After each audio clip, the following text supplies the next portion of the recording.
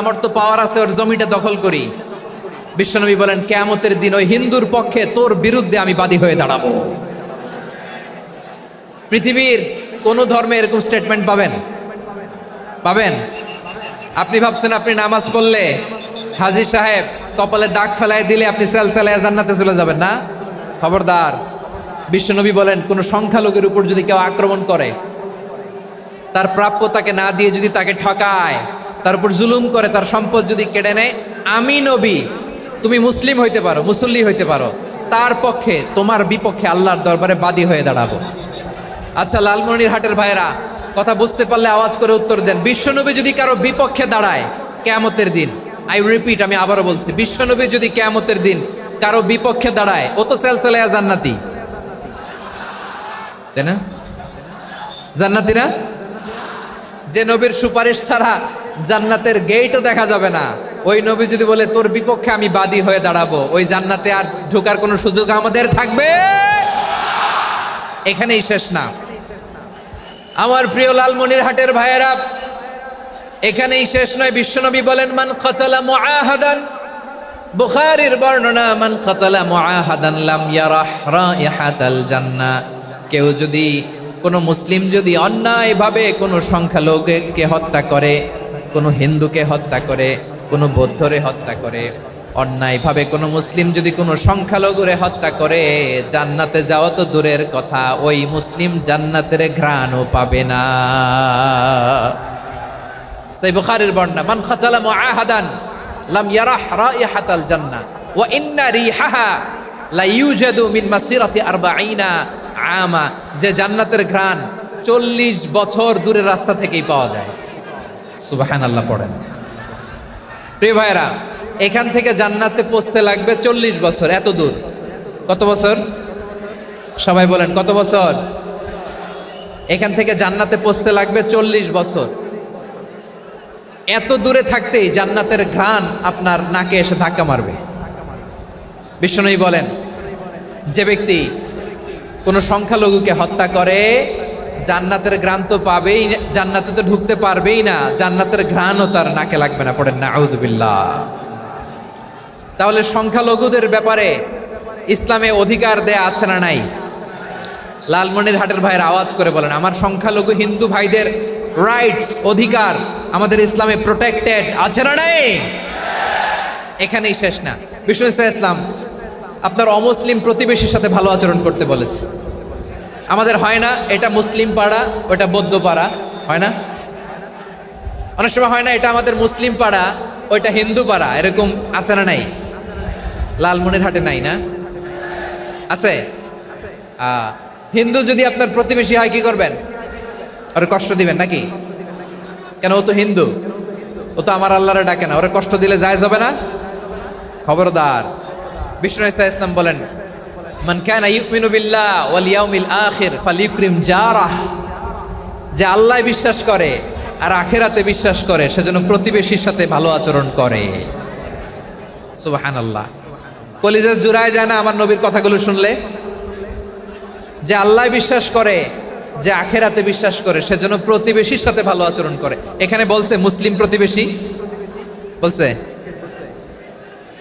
নামাজি প্রতিবেশী বলছে, আল্লাহওয়ালা প্রতিবেশী বলছে না। প্রতিবেশী আস্তিক হোক নাস্তিক হোক, প্রতিবেশী মুমিন হোক মুশরিক হোক, প্রতিবেশী হইলেই তার সাথে ভালো আচরণের দরকার আছে না নাই? আমার প্রিয় লালমনিরহাটের ভাইয়েরা, বিষ্ণু ইসলাম ওনার ইহুদি প্রতিবেশীদের দেখাশোনা করতেন। প্রতিবেশী আস্তিক হোক নাস্তিক হোক, মুসলিম হোক হিন্দু হোক, তার সাথে ভালো আচরণ করতে হবে। বিষ্ণু ইসলাম ওনার ইহুদি প্রতিবেশীর বাসায় যেতেন। এক ইহুদি কিশোর বিষ্ণু ইসলামের খেদমত করতে, ইহুদি ছেলে আমার নবীর খেদমত করতো, তারা ছিল নবীর প্রতিবেশী। তো অনেক দিন হয় ইহুদি ছেলেটা আসে না। বিশ্বনবী খোঁজ দিলেন, ঘটনা কি? একটা ইহুদি ছেলে না আমার খেদমতে আসতো, ছেলেটা কই? খোঁজ নিয়ে জানলেন ছেলেটা অসুস্থ। বিষ্ণু ইসলাম ওই ইহুদির বাড়িতে চলে গেলেন ওই ছেলেটাকে দেখা করার জন্য, ভিজিট করার জন্য। সুবহানাল্লাহ পড়বেন না? গেলেন, যে দেখে ইহুদি ছেলেটা মুমূর্ষ, জান জান যায় যায় ভাব, বিছানায় পড়ে আছে, তার বাবা দাঁড়ানো। বিশ্বনবী তার মাথার পাশে বসলেন, মাথায় হাত বুলিয়ে দিলেন, আর ছেলেটাকে বললেন, আসলিম, হে ইহুদি ছেলে আসলিম, ইসলাম ধর্ম গ্রহণ করো। তো ছোট্ট ছেলে ভাবে আমরা ইহুদি, এখন ইসলাম ধর্ম গ্রহণ করলে আব্বা যদি বকা দেয়, ফানাযারা ইলা ওয়াজহি আবি, ছেলেটা তার বাবার চেহারার দিকে তাকালো, দেখি আব্বা কি কয়। আব্বা যদি বলে তাইলে ইসলাম ধর্ম গ্রহণ করবে। ইহুদি ছেলেটা তার বাবার দিকে যখন তাকালো, ওর বাবা বলে আতি আবুল কাসিম, আবুল কাসিম যা বলে তাই করো। আবুল কাসিম হচ্ছে বিষ্ণু ইসলামের একটা কুনিয়াত, উপনাম। আমার রাসূলের বড় ছেলের নাম ছিল কাসেম। যেমন দেখবেন আমাদের এলাকায় কারো ছেলের বড় ছেলের নাম যদি হয় আব্দুল্লাহ, এরা আব্দুল্লাহর বাপ বলে ডাকে।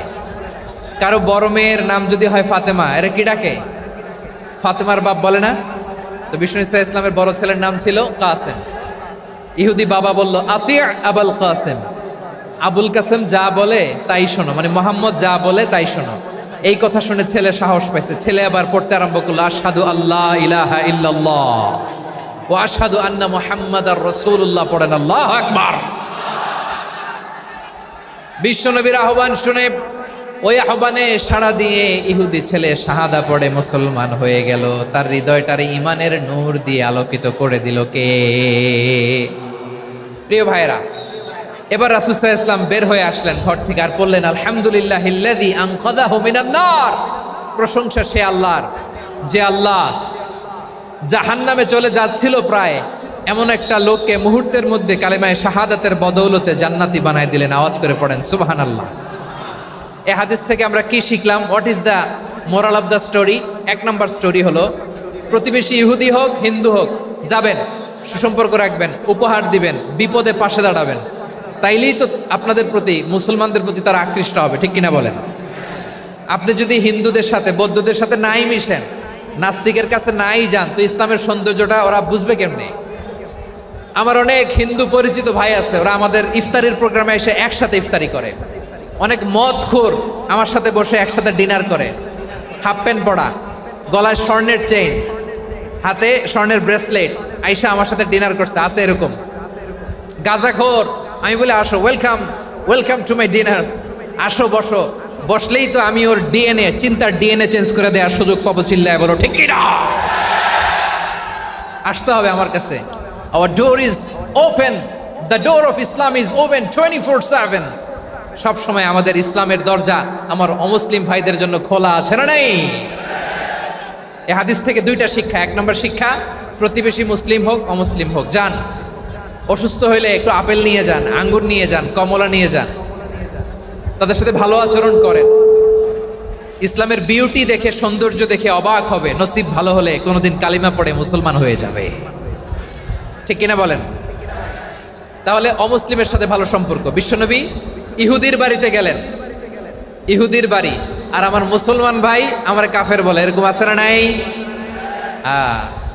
মুসলিমরা দেখতে পারে না, সহ্য করতে পারে। বিষ্ণু ইসলাম ইহুদির বাড়িতে গেলেন, এটা একটা শিক্ষা। আরেকটা শিক্ষা হলো, আমার প্রতিবেশী যেই ধর্মের হোক আমি সম্পর্ক রাখবো। অসুস্থ হলে যাব, কি বলেন ভাইরা? যাবেন না? যাবেন না আপনারা? আচ্ছা, 2 নম্বর শিক্ষা হলো, বিষ্ণু ইসলামের খাদেম ছিল ইহুদি, এতদিন খেদমত করলো, একদিনও বিশ্বনবী ওরা কালিমার দাওয়াত দেয় নাই। কারণ কি? বিশ্বনবী একটা ভালো সময়ের অপেক্ষা করতেছিলেন, প্রপার টাইমিং। দাঈর কাজ হচ্ছে দাঈ ইলাল্লাহ, সে হচ্ছে সুযোগ সন্ধানী। দাঈ সুযোগ খোঁজে, কখন দাওয়া দিলে ব্যাটে বলে হবে, ঝোপ বুঝে কোপ মারে, ঠিক কিনা বলেন? বিষ্ণু ইসলাম ভালো সময়ের অপেক্ষা করতেছিলেন, দেখি ভালো সময় আসুক আসুক আসুক আসুক। আস্তে আস্তে এমন সময় আসছে, ছেলে এবার মুমূর্ষ। অসুস্থ ব্যক্তির হৃদয় অত্যন্ত নরম থাকে, হসপিটালে যখন কেউ যায় তার হৃদয়টা বড্ড নরম থাকে, মৃত্যুর ভয়ে তার অন্তরটা নরম থাকে, ঠিক কিনা বলেন? এই প্রপার টাইমিং এর অপেক্ষা করতেছিলেন। যখনই টাইমিং পেয়েছেন দাওয়াত দিলেন, পড়ো লা ইলাহা ইল্লাল্লাহ, সুবহানাল্লাহ পড়েন সবাই। তাহলে ইসলাম অমুসলিম প্রতিবেশীর সাথে ভালো আচরণ করতে বলে।